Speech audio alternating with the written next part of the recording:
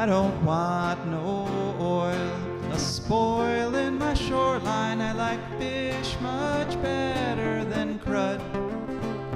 I like birds and things a-creeping and crawling. Won't trade no more oil for blood. The sun done give us all we need to make this country run. But that black demon oil's got us fussing and fighting, and I do believe it's time we was done. I don't want them nukes run by them kooks who think radioactivity is fun. No more three-headed frogs or kids with leukemia. Nuclear power ain't fit for a dog. The sun done give us all we need to make this country run. But that nuclear power's got us fussing and fighting, and I do believe it's time we was done. No nukes! Good morning, Toledo, and good morning, Bowling Green. Good afternoon, Columbus, and hello to everyone on the internet, wherever and whenever you are. My name is still Joe DeMare, and I am here with my fantastic co-host, Rebecca Wood. Yes, and together, Rebecca and I are going to be crafting an incredible hour of radio called For a Green Future. For a Green Future is a show where we talk about ecology and the environment, and we talk about them in the ways that they affect you, your wealth, your health, your happiness, the wealth and health and happiness of the little nematodes in the soil and the birds in the sky and the little aeroplankton floating up above the birds and pretty much everybody and everything, because, like it or not, all of us are together here on this one tiny little planet called Earth. And we have a good show for you today. This is a special show. This is one of our pre-recorded shows. The situation is that I am actually going to go to India. And so I'll be gone for about 4 weeks here. So we're recording 3 shows back to back. And it should be a very interesting experience. We've never actually done this before. But I guess people on like syndicated talk shows, like they do 3 hours every day. So Yeah. So how hard could it be, right? It might be hard. Yeah, I guess. I guess we'll find out how hard it could be. So anyway, this is a good show. First, we're going to chat for just a few more minutes here. Then we have in the interview section.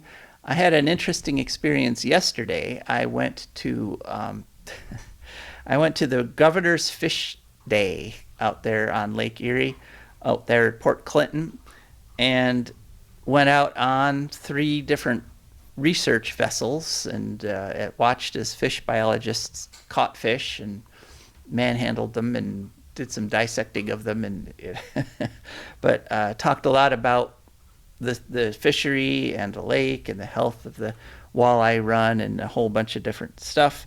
So I've got some interviews that I did while I was there, and it was a very interesting experience. We're going to talk about my observations this week. We actually have the recordings of the official statements that were being made by all those official people at the fishing day.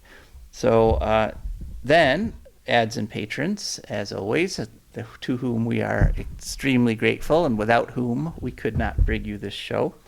And then, Rebecca, it will be your turn at the mic. And what do you have to talk about us today? Blueberries. Blueberries. All right. A sweet, sweet topic.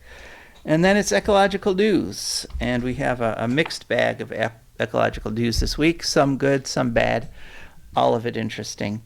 And that will be our show. Of course, you won't be able to call in, but your comments are still always welcome.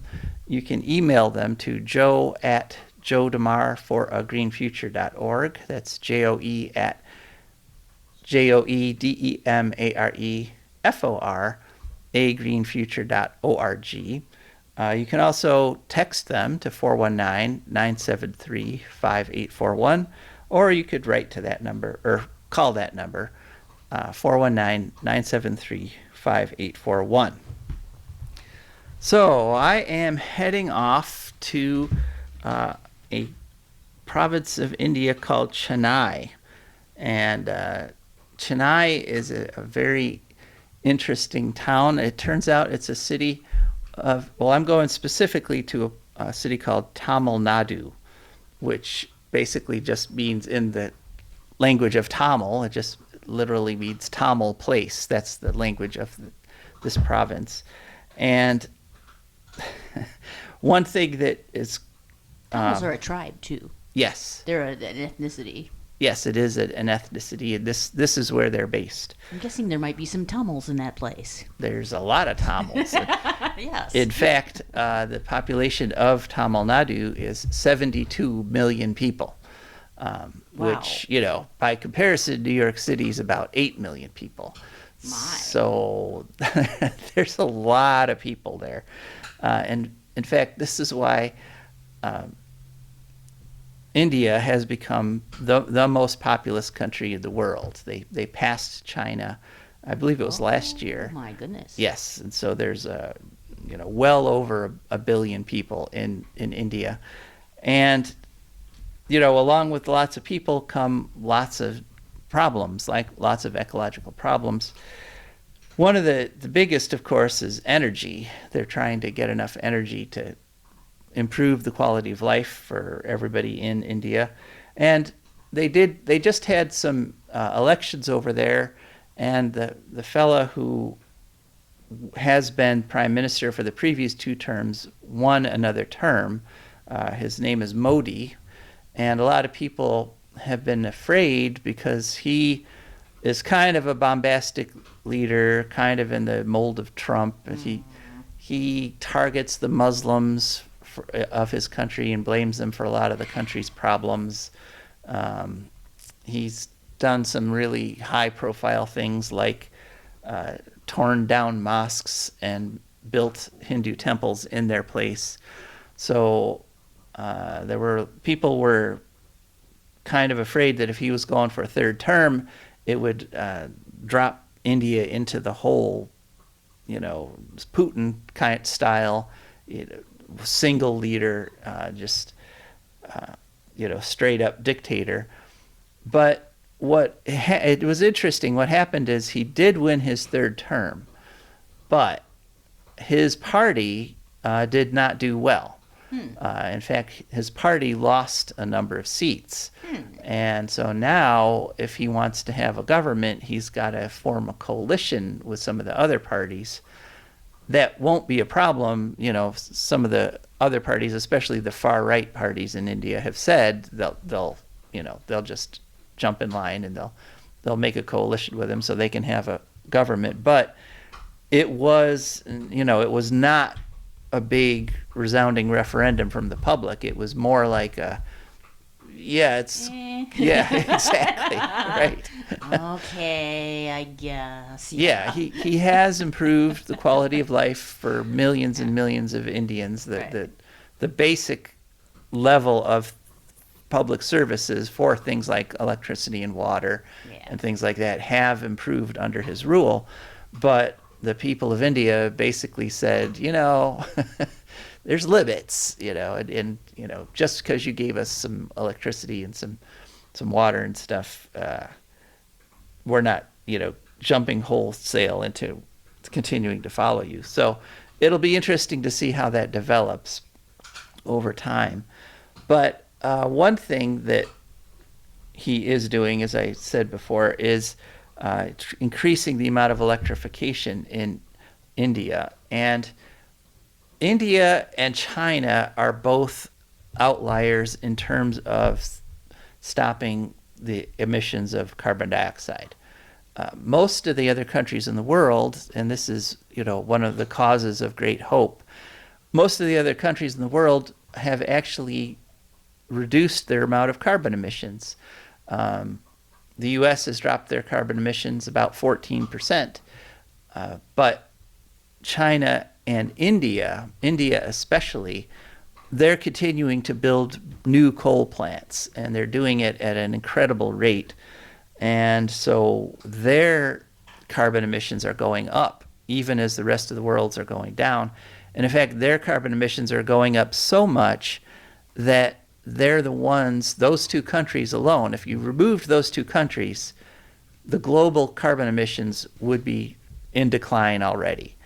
But just the addition of those two countries means that global carbon emissions are still increasing, even though we've got more wind than ever before, more solar, more battery storage than ever before. And those things are increasing exponentially in a way that might actually save us. But we're not there yet, and in large part because India and China aren't there. And they make the argument that per capita, per individual person, they produce less carbon than almost anybody because they have, so many people. If you've got well over 1 billion people, divide all that carbon by 1 billion plus, and it looks like, per person, you don't put out that much carbon. This is similar to they also have a measure called carbon intensity, which you take the amount of carbon and you divide it by the amount of DeMare of industry that your country has, the amount of demand you've got.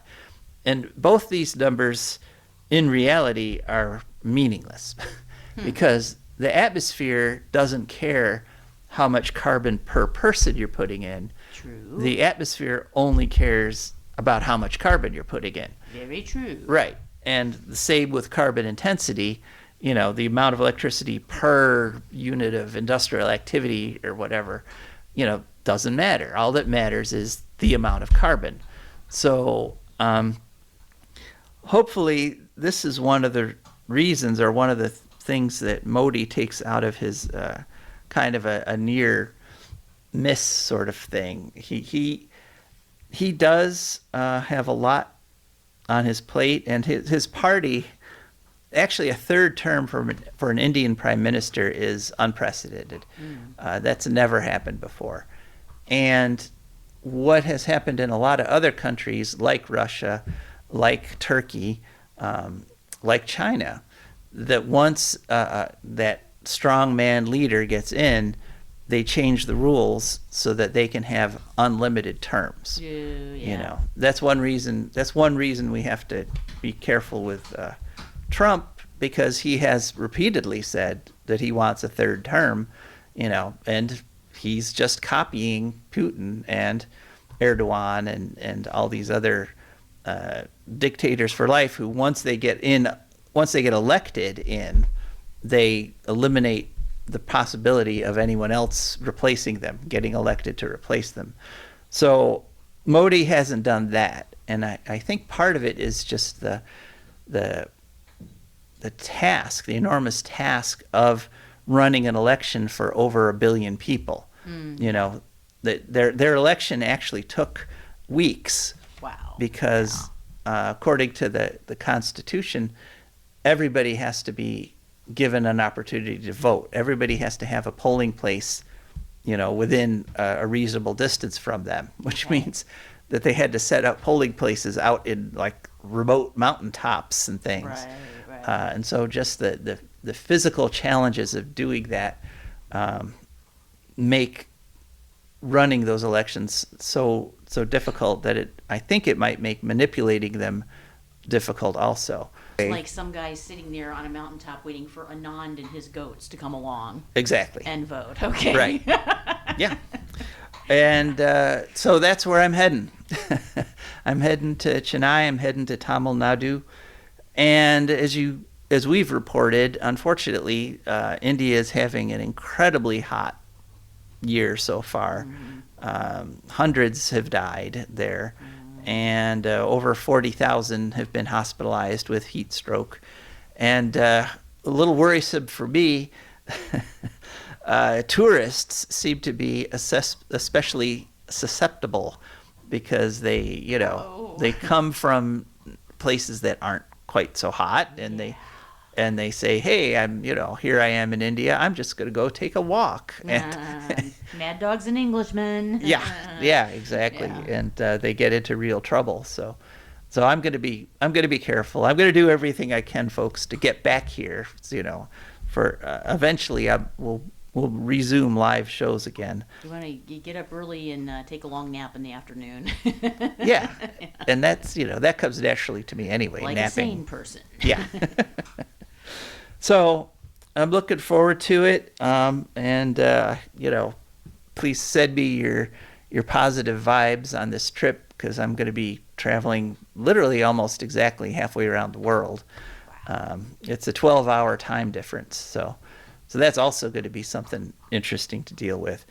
But it should be an adventure, and I anticipate learning a lot about the environment of India and the ecological issues facing them there. And so now it's time to shift gears a little bit. And as I said, yesterday I was out on Lake Erie on different boats on different fishing vessels. And it was really actually pretty dramatic, because while we were out on the last one, these incredible shelf clouds came rolling in off of Lake Erie. And I know they came over the whole region because people were putting pictures of them all over Facebook. They went over Toledo and Bowling Green. And they looked even more dramatic when you're out on a little boat watching them come in. Right. It was kind of funny because they were demonstrating gill netting, and they put the gill nets out, and it was like, oh, this is how we do this and this and this. That's all for now. Right. And then we looked over at these shelf clouds that were racing towards us, and they're like, oh, we're just going to pick these back up now. And they pulled it right back up. But that's how we put them in the water. Yeah. So the net was in the water for 5 minutes, and they didn't catch anything. Okay. Unsurprisingly. Yeah. And then we raced back. They put full throttle on the boat, racing back to the dock. We got there just before it rained. It was really cool. And so now we're going to hear some recordings that I made during the Governor's Fish Day, and way back in June.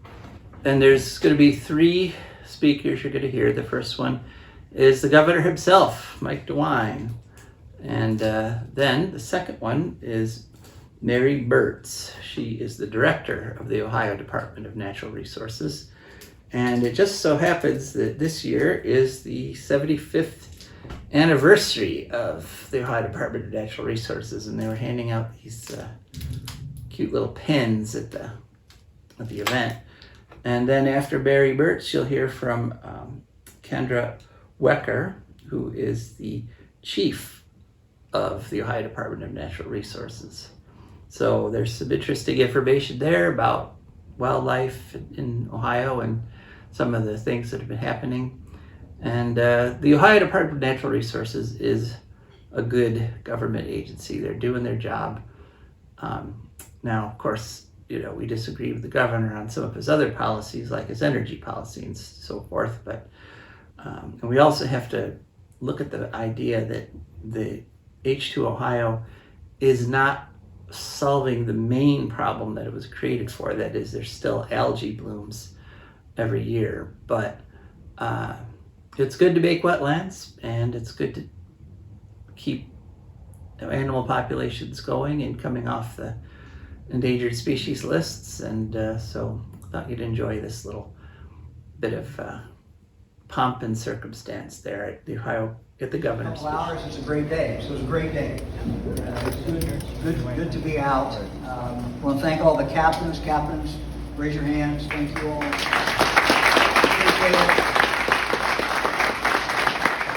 So we had 20 members of our family here. Some of them have already gone. They ate the ODNR's fish back there, and some of them took off. But we are a little competitive in our family. So in the DeWine family with the 5 boats, our daughter Jill, raise your hand, Jill, stand up. So her boat with her children and niece, they won. So they beat our. So what that means is the First Lady's boat lost and we lost. So, one other one lost, or whatever the math is. So when Fran and I got in town, first thing we usually do is last night we ate early at Jolly Rogers and got our fish, and just as we were coming in, Lieutenant Governor, his dad were there. And I thought, oh my, now I'm going to have to listen to John tell me how many fish he's caught. And sure enough, how many did you and your dad catch yesterday? We caught a few. They caught a few. They caught 10. So they did. But I was just talking to John and his dad. I think John has an advantage.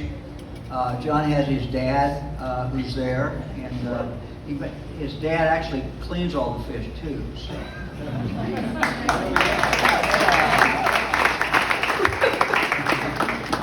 John will get his turn to come back. But look, this is great. I was asked by some members of the media, what's this day all about? And it's about a lot of things. But I think one of the things is it besides the publicity and besides having a lot of fun, which is what we certainly do, it also brings people together who are from different disciplines, doing different things, with the one thing in common that they all love Lake Erie and they know how important Lake Erie is to the state of Ohio.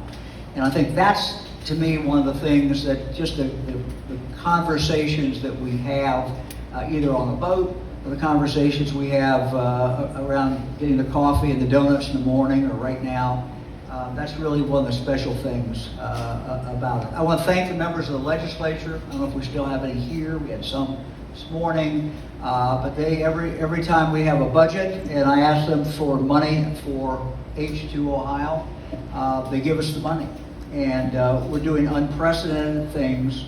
I want to congratulate the director and her team. We're doing something in Ohio that I don't think is done in any other state, and it's with bipartisan support. Very, very strong support, and that is we are building wetlands, not only in this basin, but we're building them all over the state of Ohio, and these are going to be here for decades and decades and decades to help wildlife, but also to make sure that our water is as good as it can be. And it's a natural, as you all know, it's a natural filter. How many were done, Mary? We're doing? 180. No other state has done this. No other state is doing this. Look, it's a win-win for everybody. Whether you like to hunt ducks, whether you care about the quality of water in Lake Erie, it's all good. It's a win-win-win, and we are doing it in an unprecedented way. So I want to thank again Mary and her ODNR team. I want to thank the state legislature for their help in making sure we had the money to do that. And there's always another budget coming up, so that will be next year. So talk to your legislators and tell them how important Lake Erie is to you and how important some of the work that we're doing is. So good to be with all of you. Hope to see you all next year, if not before. So much to do. But anyway, thank you to everyone for participating in today's Governor's Fish Ohio Day. It's a really special event, and we look forward to it each year. I'll tell you, months of planning go into it. There's a lot of detail involved, but we are so excited to host this and to feature Lake Erie and the governor and all the great things to do here. We get to put a spotlight on all the great experiences you can have at Lake Erie. Now, a big part of that is fishing and boating. That's a huge part of it, but there's even more, right? There's the paddling, the camping, the hiking, all the things the birding, all the great things you can do around Lake Erie. And we're really proud to offer those opportunities and make them accessible to folks across Ohio and frankly across the country. If you visit any of our parking lots at any given time, you're going to see people from everywhere who are enjoying these things right here in Ohio. My favorite is when I see the Michigan license plates. That makes me feel really good. So I'm always excited, especially when I see down in southern Ohio too, when they've gone that far. So to do that, we have a lot of hardworking, dedicated employees at ODNR that work every day to bring these opportunities to you and to conserve and preserve Lake Erie. So all the folks in the green shirts, if you see them, say thank you. We have some other employees here too, and other ODNR paraphernalia, but they come to work every day, excited, ready to be pushed, and ready to achieve great things. So I appreciate that. So you've heard it's our 75th anniversary. We had cake in the back. My staff know I love cake, so this is my favorite year of all. We get to have cake at every single event we have, so it's kind of a special thing. We have our banners up, but you know, what's most important is celebrating the legacy of what this department has achieved over 75 years. And we are so proud of all that has been done. All of the wildlife that has come back, although we still have a long way to go. All the wetlands we've put on the ground, although there are so many more to go. But all the land that we're protecting. So we're proud of those achievements. But when we think about the fisheries, it's especially exciting. So that legacy goes back even further. What was the first fish commission? 1873, right? So the division just celebrated their 150th anniversary, going back to that first fish commission. And to kind of share that legacy with people, I'll tell you, so yesterday, when there were light breezes and blue sky and sunshine, a lot of us spent the day over on South Bass Island, looking at that historic Putin Bay fish hatchery. Now, we're not bringing it back as a hatchery, but if you go see it right now, it's under construction. There'll be tape and construction workers and all kinds of things going on. And we're going to use that as an opportunity, hopefully sometime next year, it'll be done, and it will be full of fantastic displays to share with everyone what you need to do to manage the fisheries, how that has happened over so many years. It'll share more information about Lake Erie, its historic past. It's going to be a really exciting place. We think it's going to draw more visitors, one more quality thing to do at Putin Bay. So, and I think it's going to honor all the anglers we have in this room, because that's what it's about. It's about managing those fisheries so we can all continue to enjoy them. So I'm excited about what they're going to accomplish there. And let me mention at the same time, our investment in the islands doesn't stop with that. And that is a significant investment, I'll tell you. It's going to be spectacular when you see it. But at the same time, on Middle Bass Island, if any of you have been over there recently, you'll see we are renovating the Lawns Mansion. So that park has come together piece by piece. The last administration did a great job. We opened that restaurant on the grounds there, and Lawns Mansion should be renovated and open for tours and even stays in the upstairs bedrooms, I'm hoping by next spring. So that'll be exciting. We also are investing in North Bass Island. So we've got the same construction companies managing all these projects. They're doing a great job. North Bass, we're renovating some historic homes there to celebrate the legacy on North Bass, another place for tourists and visitors to stay and have a really special experience. So big investment by this administration in the islands, in this area, in honoring the history of anglers and fisheries management, and I'm just proud to be part of it. So the work we do at ODNR, we could not do without the support of Governor DeWine and Fran DeWine. They've both been just terrific on all of our projects. They've led the way on many of them.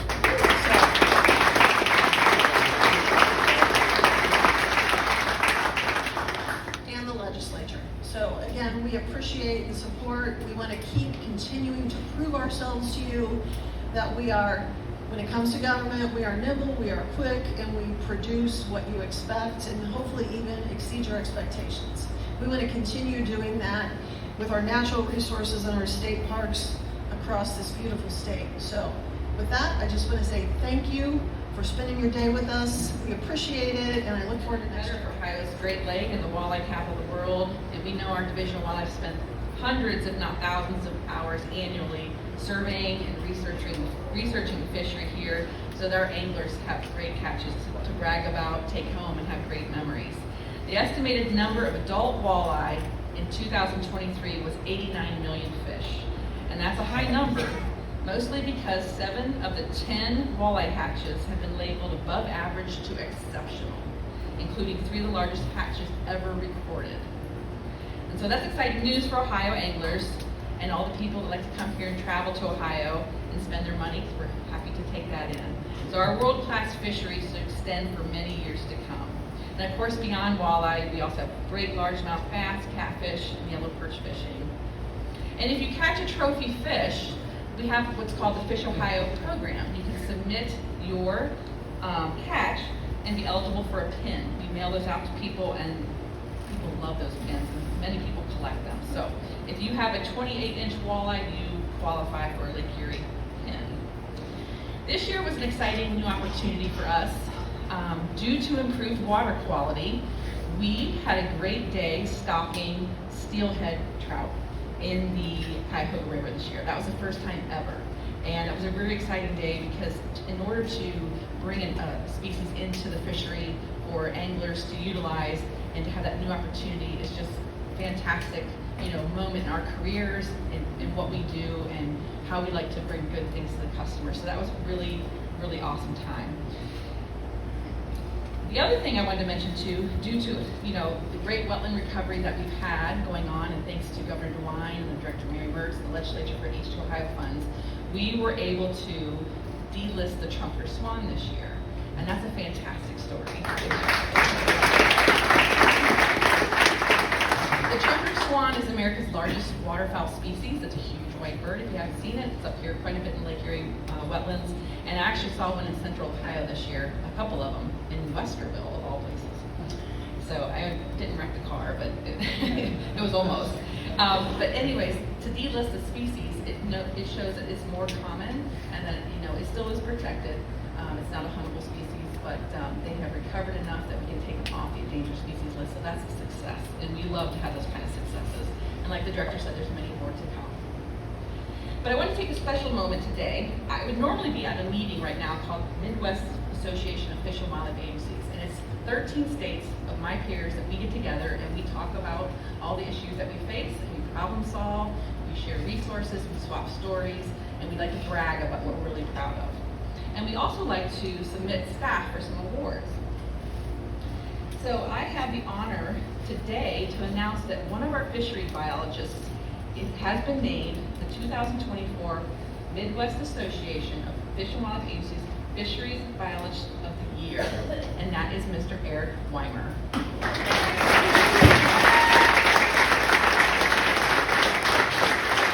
come on down. I want to talk about you. So Eric works out of the Sandusky Fisheries Research Station not far from here, and he embodies the best qualities of a skilled practitioner of science-based fisheries conservation. His contributions are most directed towards Lake Erie through collaborative aquatic invasive species work, the Lake Sturgeon reintroduction, and fisheries management via the Lake Erie Committee of the Great Lakes Fishery Commission, which is featured back here with an exhibit in the back of the room. Eric has earned the respect of partners, colleagues, constituents, and staff, and maintained that respect through energy committed to communication and relationships. He's been exceptional in communicating historical perspectives, complex concepts, and the status of Lake Erie fisheries with stakeholders and the media. And he is not only engaging with the public and our partners here at Fish Ohio Day, but he's also led today the Fish Ohio Education Tour. And then he also is featured at the annual Lake Erie Charters Boat Captains Conference and at the Maumee River Lake Sturgeon Release. So Eric's excellence as a biologist, his management skills, and commitment to communication make him an exceptional selection for Fisheries Biologist of the Year for the Midwest. Please congratulate Mr. Eric Weimer.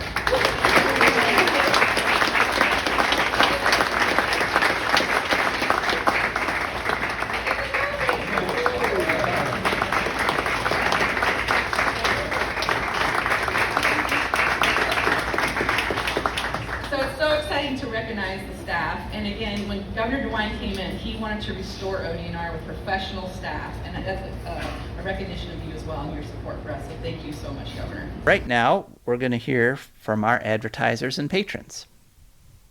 For a Green Future is also brought to you by the Wood County Park District. The Wood County Park District is a natural resources conservation agency. They protect natural spaces, maintain quality green spaces, provide engaging programming, and they teach people to love and respect nature. They also restore wildlife habitats and lead people on outdoor adventures. Wood County Parks protects natural spaces in Wood County for all to enjoy from 8 a.m. to 30 minutes past sunset every day of the year. There are several ways to get a hold of them and find out what's happening. One is to call them at 419-353-1897. Another is to visit their website, www.wcparks.org. The website again is www.wcparks.org. They are also available on all social media: Instagram, Facebook, Twitter, and many others. Just search for WC Parks. That's the Wood County Park District, and we're very grateful for their support. Okay, and For a Green Future is also brought to you by our patrons. And patrons are wonderful people with amazing foresight who have gone to patreon.com, Patreon. There they found For a Green Future, and they signed up to give a little monthly donation. A little bit comes out of their account every month, comes over to us, and that's how we can afford to keep this show on the air. So thank you so much to our patrons, and won't you consider joining them? Okay, Ursula, I'm sorry. Yeah, we're here, we're recording at my home, and my dog is in my field of vision, so. How do you like that bone you're chewing on, Ursula? America wants to know. Yeah. So, Rebecca. Yes. Okay. Rebecca, you have some interesting stuff for us to talk about. What are we talking about this week? I do. Well, Monday, July 8th is National Blueberry Day. Aha. So I thought I'd talk about blueberries a little, because they're sort of a classic summer thing, you know.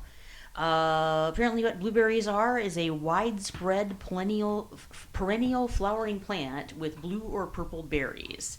They're all in the genus Vaccinium, with cranberries, bilberries, huckleberries, and Madeira blueberries, which I guess is something else, which is not quite a blueberry. But yeah, they're in 1930s they invented something called high bush berries, which are for commercial cultivation and require less bending down. So that's good. The genus is mostly circumpolar and exists mostly in America, Europe, and Asia. Commercial varieties are grown in Australia, New Zealand, and South America. But for commercial purposes, they're using like the American, European commercial blueberries. However, they've got their own Colombian Andean blueberry, which is wild harvested and native, which is called the Vaccinium meridionale, I guess. There are 5 wild species in Canada, and they mostly like to live on forest floors or near swamps. So, as you may have noticed, if you've ever been blueberry hunting, and let's see, ecological threats to and from. They're threatened by climate change because they don't handle heat or freezing drought very well. Specifically, according to, let's see, this is from attra.ncat.org, which appears to be some sort of commercial organic blueberry growing thing. It's advice for organic blueberry people. But yeah, the problem is that the warmer winters are making them bloom sooner, and then the frost still happens. So they bloom and then they get destroyed by frost quite a bit, or weakened by frost. And let me see. They also a lot of people use pesticides which are toxic to the human nervous system on them, including malathion, I believe. So if you can't afford the organic ones, wash them good. Wash the organic ones too, because you never know what's on there. Yeah. Yeah. Are they letting their migrant workers go to you have porta potties? We're not sure. So, yeah. They've also, you can fix some of this stuff by putting plastic over them if it gets cold to some extent, but that only helps for a few degrees. You can use overhead irrigation, but irrigation is not great. It takes water away from other things, and also it's expensive and can encourage fungus growth, which is another problem. More pests like worm weather, and fungus and insects have longer to eat your stuff if it's warmer out. So yeah, the good news is they thrive on organic fertilizer. Sometimes they need sulfur, apparently, to correct the soil because they're very fussy about what kind of soil they grow in. But excessive sulfur can damage beneficial insects and funguses in the soil. So you got to be careful with that. So, probably out there are people putting too much sulfur, and it's bad. A thing you can use is peat instead, but it's a little bit more expensive. A cheap alternative is pine bark, which is cheap, local, works real good. So Okay. that's blueberries. Also, they taste pretty good, too. Yeah. Well, and I know they're really beloved by wildlife. A lot of different critters, like bears especially. If they find a nice blueberry patch, they And obviously, they've been used for thousands of years on this continent by Native Americans. Berries were in pemmican? Wasn't that like pemmican, berries yeah. and meat? Pemmican, yeah. Yeah. Traditional I think so. traveling food.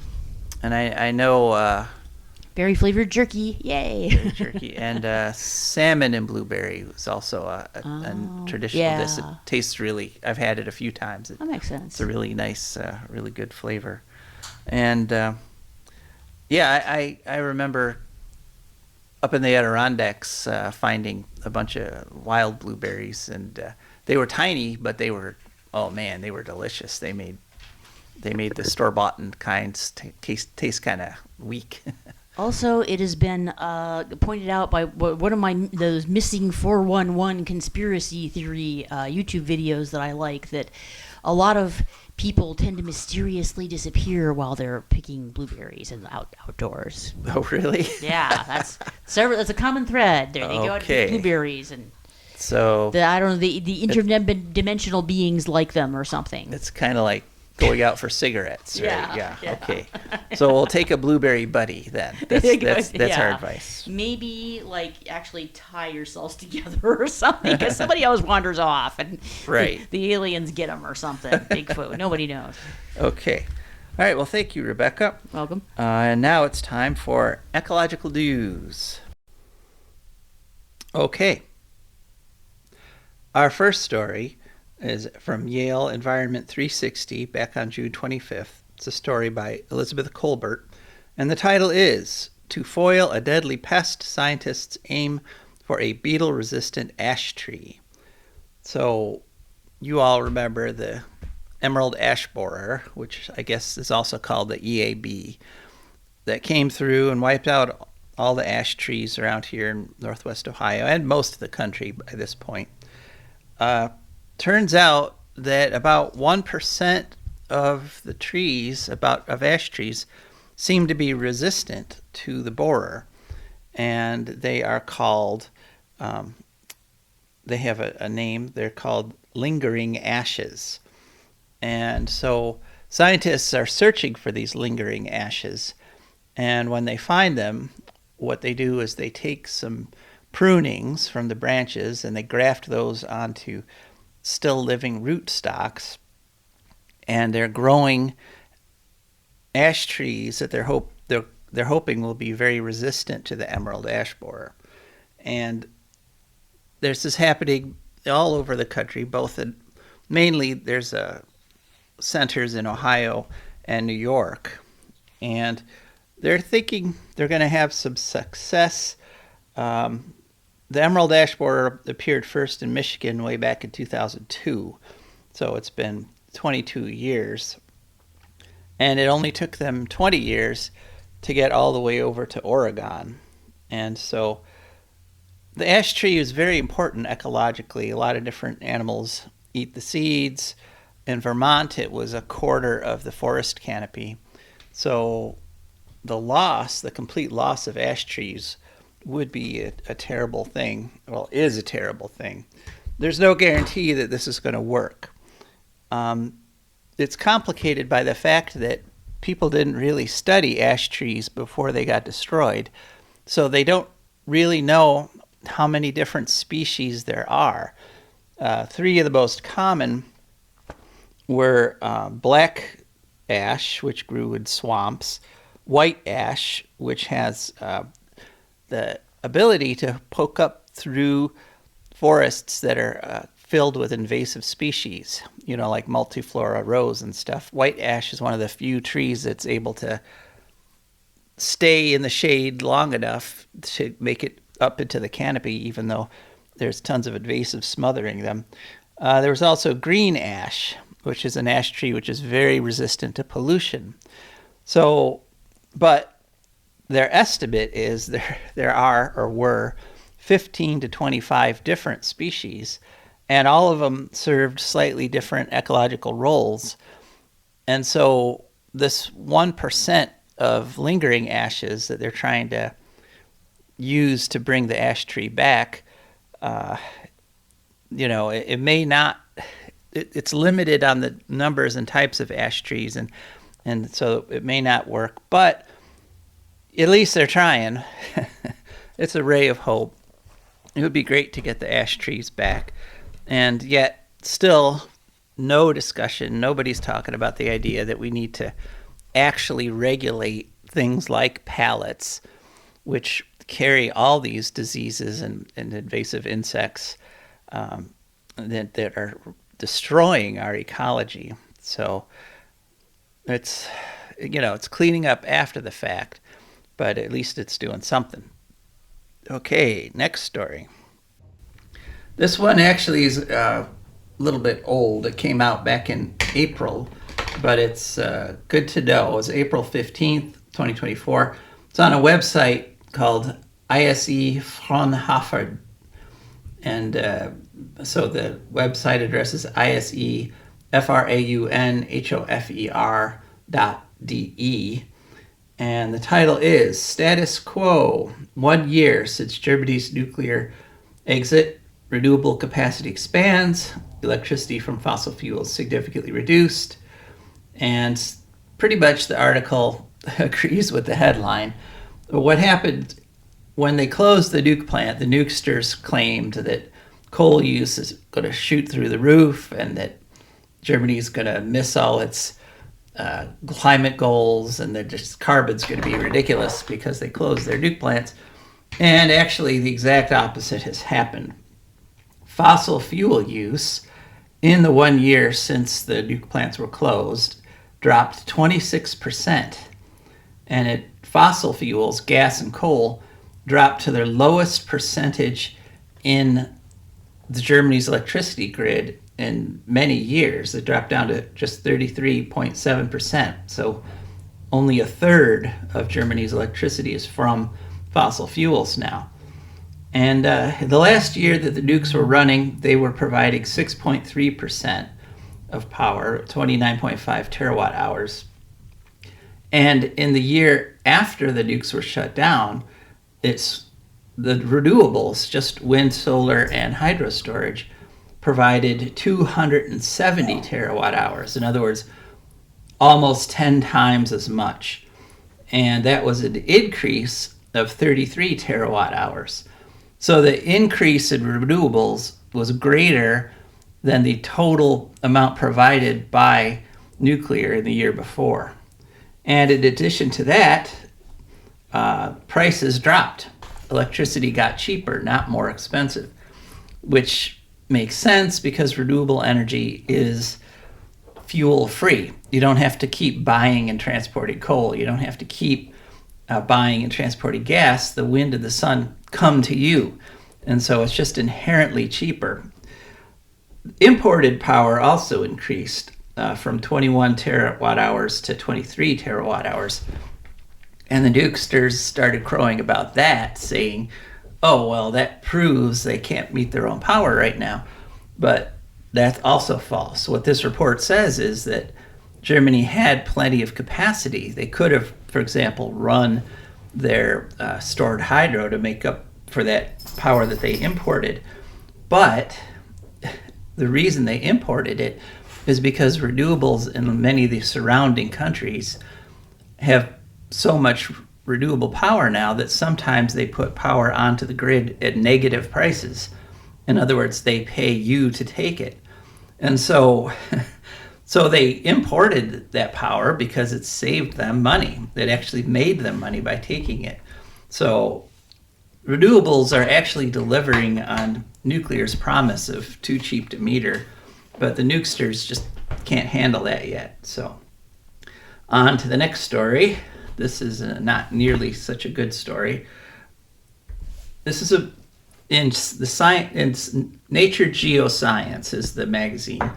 Date was 6/25/24, and the title, Tipping Point in Ice Sheet Grounding Due to Ocean Water Intrusion. And basically what the situation is there's a place on the ground where when you have a glacier in Antarctica, the Antarctic glaciers make their way down to the ocean over a very gradual slope. What's underneath the glaciers is stone, and it's very smooth stone, and it very gradually slopes down into the ocean. And that's the reason that Antarctic glaciers look like big tables, look like big flat things, because they look almost manufactured. And that is because they gradually work their way into the sea, whereas the Arctic glaciers, they travel over ground which is much rougher, much more uneven. They basically go from mountains and valleys and gorges directly into the water, and so they're all lumpy and uneven. But what they have found in this study in Nature Geoscience is that they know that the water works its way from the ocean under the glacier, okay? And the point at which the water makes its way under the glacier is that the point at which the glacier becomes a floating glacier, no longer a grounded glacier. And what they have found is that there's a positive feedback loop in that transition. And what happens is the intruded seawater, it melts the glaciers from underneath. And the melting of the glaciers causes changes in ice geometry. And those changes in ice geometry, in other words, the shape of the glacier underneath, lets in more ocean seawater. And then that melting water melts the rest of the glacier more quickly. And it's basically one of our most important phrases. I wouldn't say favorite phrases on this show, but it's a positive feedback loop. So in other words, the more you increase the ocean temperature, the quicker this whole water flowing under the ice happens, and the deeper it happens. The ocean water is steadily working its way further and further inland, which changes the tipping point, and changes the point at which the glacier becomes a floating glacier as opposed to a grounded glacier. And that also is increasing. And so what they're afraid of is that this positive feedback loop is going to keep going, and there could be a sudden catastrophic super glacier failure. And right now, the glacier that's on ground doesn't affect the ocean sea level because it's not in the water. But once it gets from the ground into the ocean, then you're adding water to the ocean, and that's what affects sea level. And so this is part of that whole possible catastrophic, 8 to 10 foot sea level rise. This is part of the mechanism for that happening. Okay, now another terrible story. Australia Great Barrier Reef bleaching. And this is a story on June 26th on phys.org. And this is a unprecedented. This past summer in Australia, which is, ending, they're coming into winter now. But over the summer, 80% of the Great Barrier Reef bleached. That is the little coral polyps, the ones that are living in the coral. Usually they have algae living in there with them, and the algae helps them make food and helps them survive. But when the water gets too hot, the polyps, the little coral animals, eject their algae, and that's what causes bleaching. The coral turns white. And usually once the coral has turned white, it's not long until the coral dies. And in fact, right now, They used drone imagery. They flew drones out over the coral reefs, and they discovered that 90% of the coral at Lizard Island Reef, one of the largest reefs, is dead after last summer's bleaching. So it's incredibly grim, and it's just incredible that with information like this, the people in Australia are considering electing these right-wing parties that have promised to continue burning coal and to stop the rollout of alternative energy, of wind and solar power. It's just amazing to me that the right-wing parties all over the world, not just the US, not just Germany, not just France, all over the world, conservative right-wing parties have decided to hitch their fortunes to the idea that they're going to shut down clean renewable energy and go back to fossils, and also to go to nuclear, because some of them say we're going to use nuclear to get rid of to deal with the global warming, but even they admit that it's going to take 10 to 20 years before they can get a new nuclear plant going. And so they're basically saying they're going to run the ship into the ground. They're going to drive the car over the cliff. They're going to, pick your metaphor. And I do not understand how, with that message, they're succeeding in winning elections like the European Union election in France, where the right-wing parties pushed themselves into European Parliament by attacking environmental policies.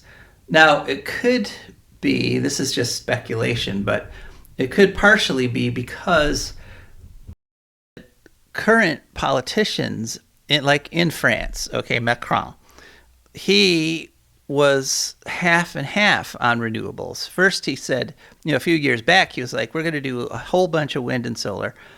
Then he reversed course and said, oh no, we're not going to do a whole bunch, we're going to do a little bit, and we're going to do more nukes, we're going to go back to nukes.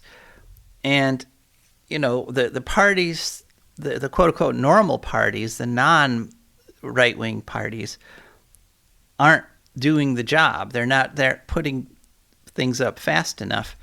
And so maybe that's the problem, that they're not all throwing in 100% for renewables. So that emboldens these right-wing parties to go even further away from survivability. I'm not going to say sustainability. Now we're talking survivability. Okay, last story. NASA Earth Observatory, June 17th, 2024.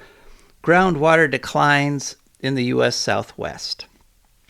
They have a satellite. It's the Gravity Recovery and Climate Experiment satellite called GRACE. And what GRACE does is it measures the strength of gravity on the Earth as it orbits. And by measuring the strength of gravity, you can measure how much groundwater is in an aquifer. And it turns out that even though in the past couple years they've had record rainfall and record snowfall, that has not replenished the groundwater because people are still pumping the groundwater out. So even though they've gotten so much rain that the huge Tulare Lake has reappeared, that water is not making it back down into the aquifer. And farmers, in particular, farmers also industry and cities, are pumping that water out faster than it's being replenished. And so the estimate is that over the last 20 years, they have lost 165 cubic miles of water. That's 6 times Lake Mead, the Lake Mead Reservoir, the largest reservoir in the country, when Lake Mead is full. And so that's why Lake Mead has been draining and the Great Salt Lake has been draining. And part of what's happening is all this loss of groundwater is causing subsidence. The ground is literally collapsing, and the earth is shrinking because short-sighted people are pumping all the water out of the groundwater. This is Joe DeMare signing off.